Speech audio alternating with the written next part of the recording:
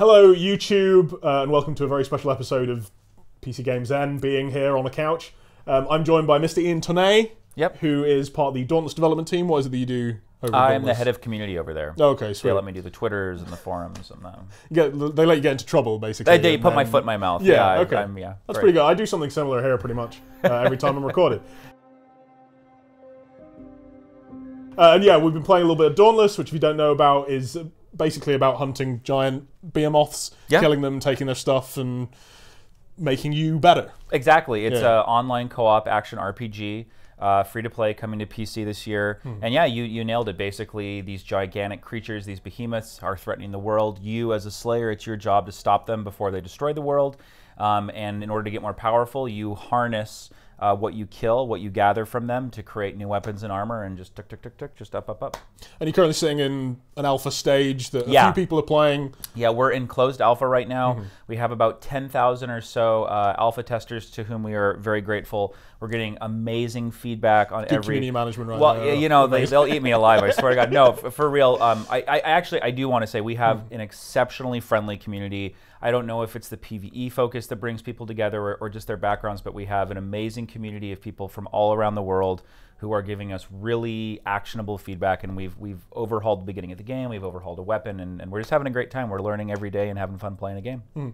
How's it going, the alpha, then? Like, you know, you're heading towards an announced beta now, which is the middle of August. Yep. Are you going to hit that? Are you happy with where you're at? And yeah, we announced that Founders Alpha is going to be on August 18th. The best way to get into that is to buy a Founders Pack, which you can learn more at playdauntless.com. I did my job. There we go. Now we can have fun. But no, yeah, we're absolutely on target. In fact, we just spun up our European servers, which is part of why we're here talking to you today. We're working on Oceania servers. They're hard to get upside down, but we're working on it.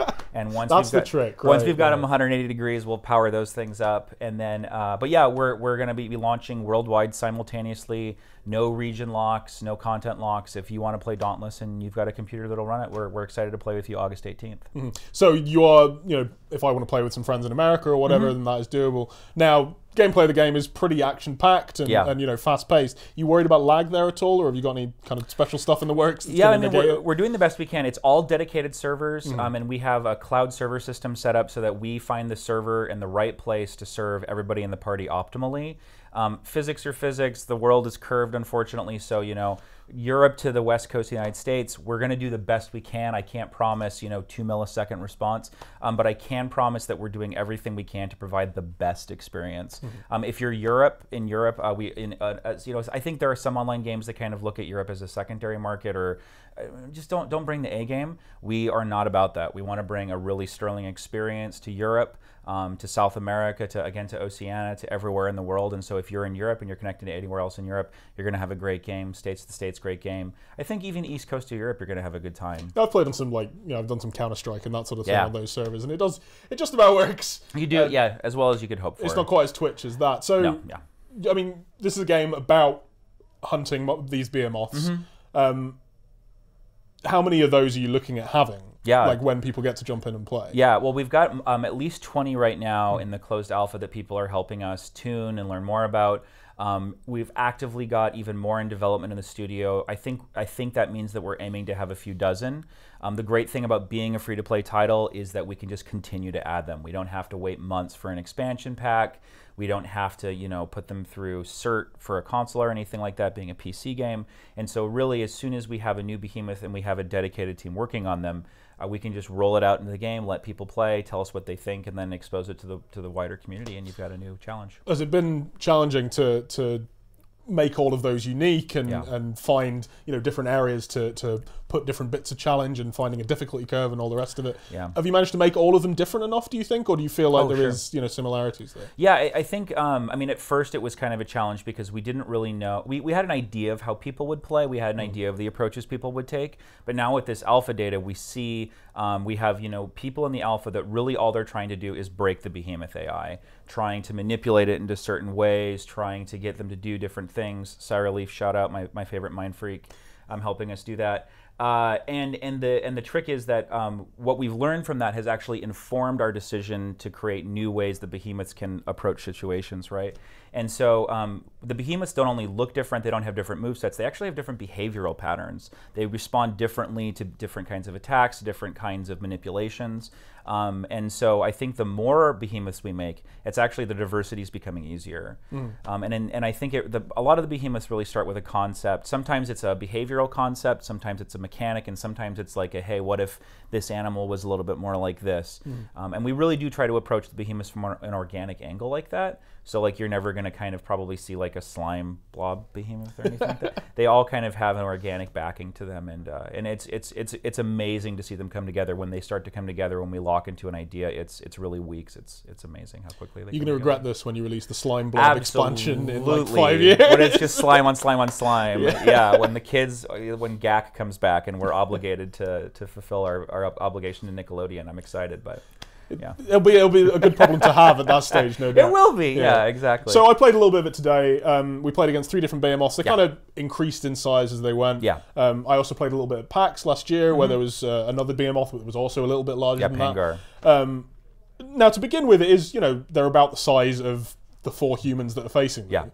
As it gets to, the very end game, and you're fighting the biggest thing you guys are going to put out there, how, huge and how tough are you expecting this to be? Absolutely. I think hugeness, we're pushing the boundaries of I think it's always kind of a discussion, how big are they going to go? How big is... And well, it's the World of Warcraft raid boss problem, right? Exactly. Where you spend 15 minutes looking at somebody's ankles. shins. Get them, Ragnaros. That's a good fight, though. Don't get me wrong.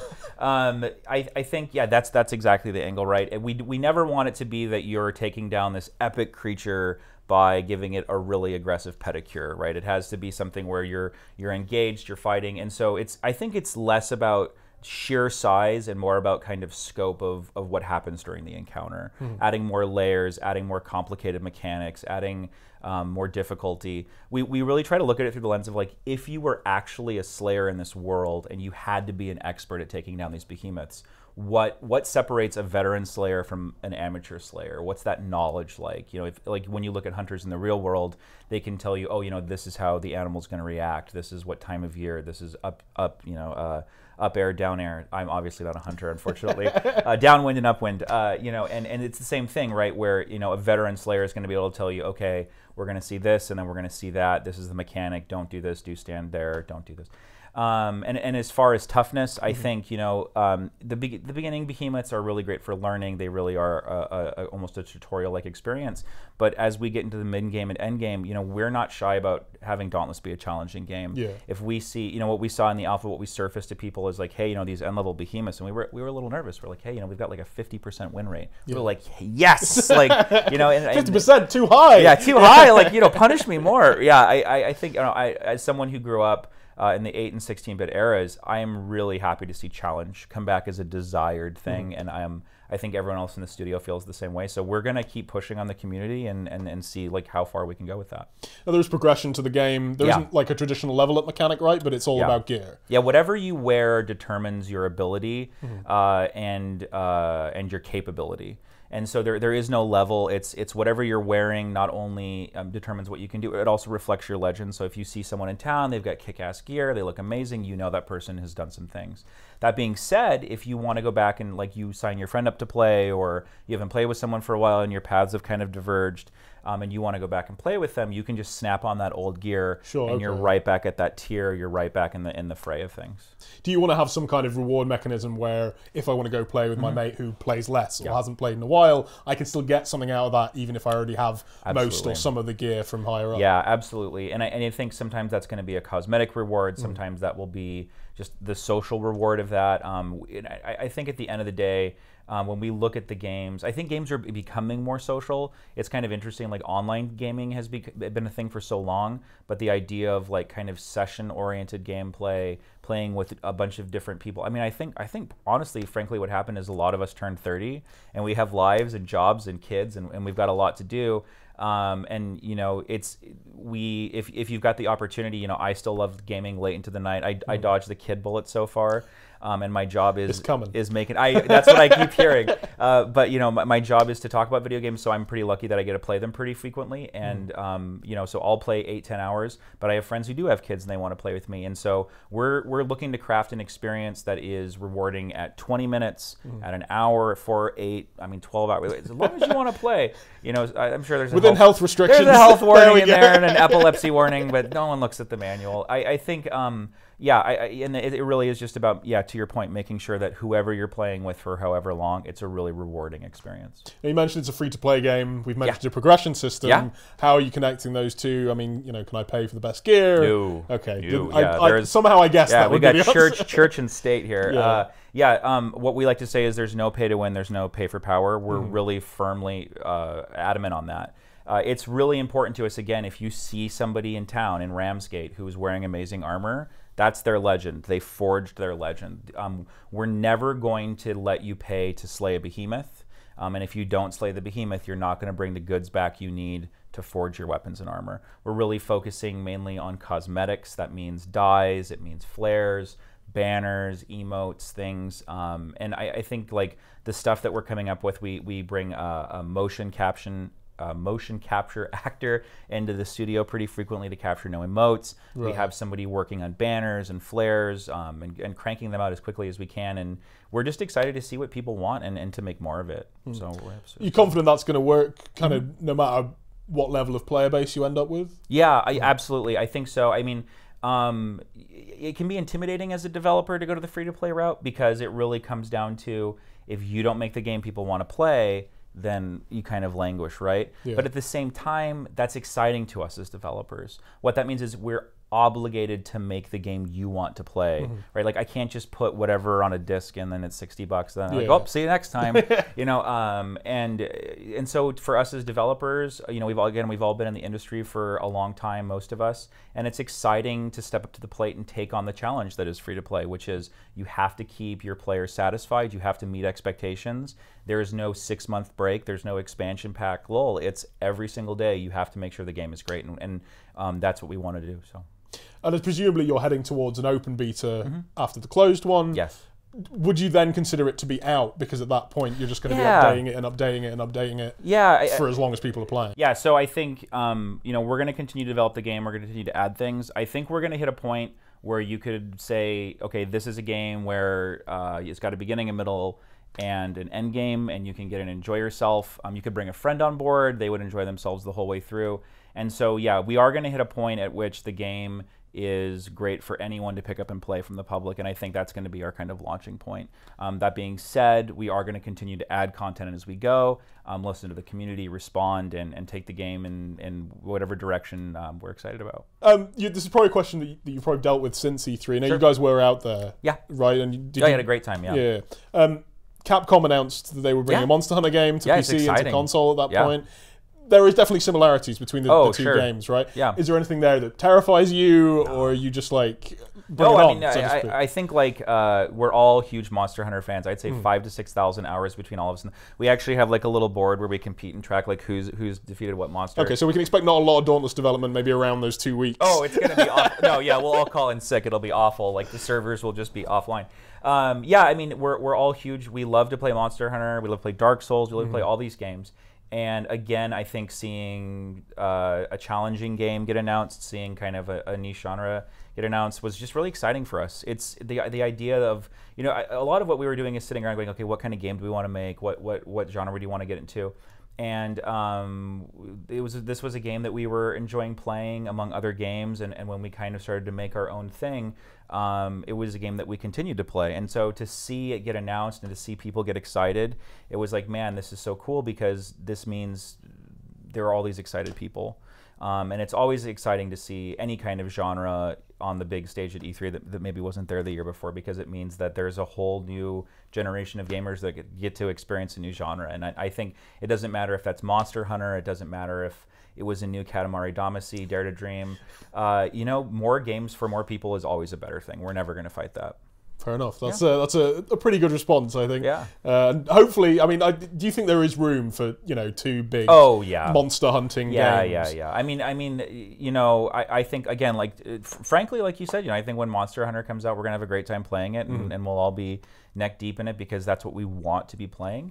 But I play a few games at a time. I'm sure you play a few games at a time, and Dauntless is going to be coming out. Again, you'll be able to play in August. You're going to be able to play the open beta this year. Monster Hunter will come out when Monster Hunter comes out, and we hope that you enjoy that, and then we hope you enjoy Dauntless, and we hope we go back and forth.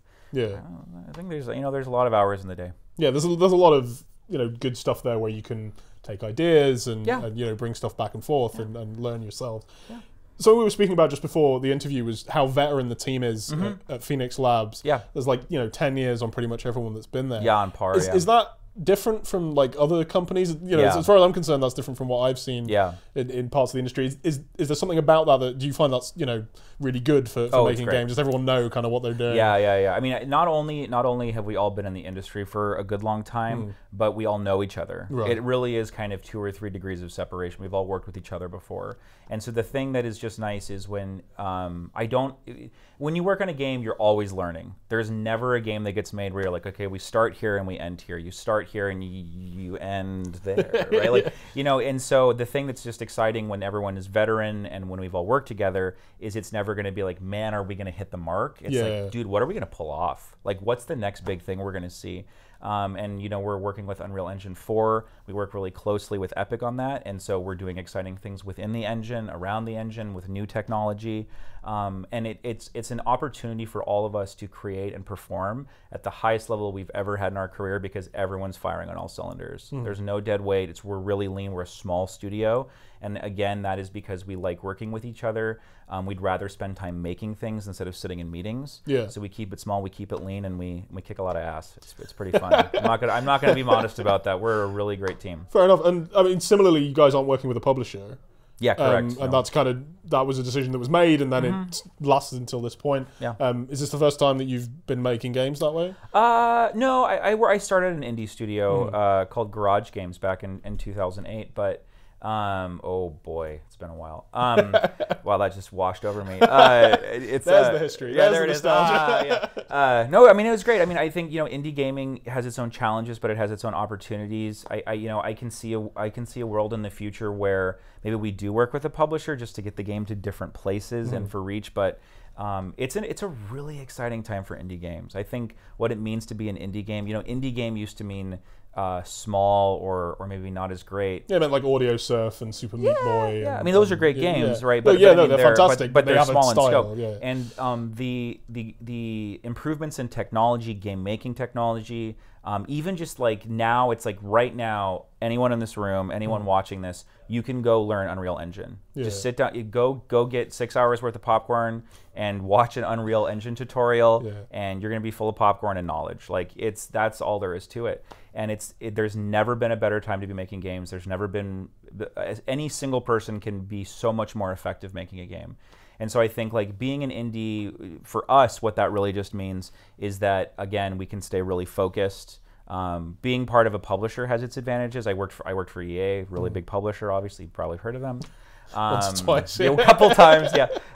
And that comes with its advantages too. There's a lot, the way that resources get shuffled around, the things you're able to accomplish, the kind of stories you can tell, that's a really exciting thing too. I think again, like there's plenty of room in the world for both, and it's just a different way of making games, and it's a way that a lot of us were really excited to pursue. So finally, you're on the community team. You're presumably, are you the only community manager, or?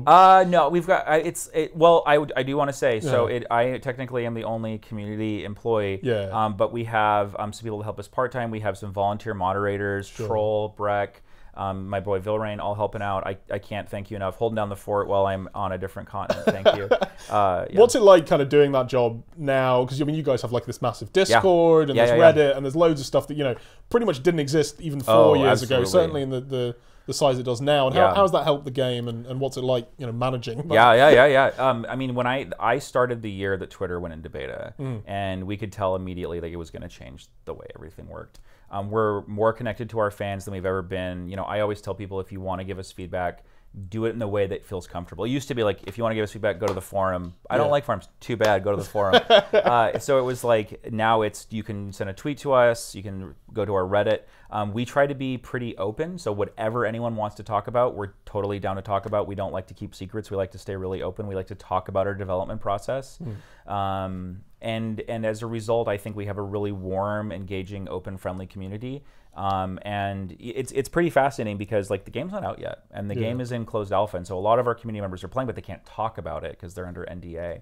And yet they find these great ways to keep themselves engaged and entertained, reach out to other communities, reach out to people. We're starting our partner program, so we're reaching out to like Twitch streamers and YouTubers and getting them involved. And it's just amazing. I talk to people from all over the world every day who are excited, and I learn from them and they learn from me, and we have a great time. Pretty good job. Not a bad gig. Not a bad gig. Yeah, as far as gigs go. Okay, that's everything from us. Is there anything else you want to shout out? Any other hilarious internet names that you need to? No, I'm good. I know I shamelessly plug, but I can't thank these people enough. We're a small studio, and everyone that has come to support us, even if all you did was check out our trailer or read an article about us on PCGamesN. Even if that's my favorite way of doing it. It's my favorite way. That's where I am right now, right? Yeah, I do want to thank you guys. You guys have supported us from day one, and it really does mean the world to us. Exciting looking game, to be honest. Thank you very much. If you want to see more, do check out the website. We should have some more stuff there, have more videos and all the rest of it. If you enjoyed this interview, or indeed any of the other stuff we do, please do hit like and hit the subscribe as well. It's kind of nearby, so it's approved by the Dauntless developers. Absolutely. Approved. We demand likes and subscribes. Excellent. Yes. Thanks very much for joining us, and we'll see you next time.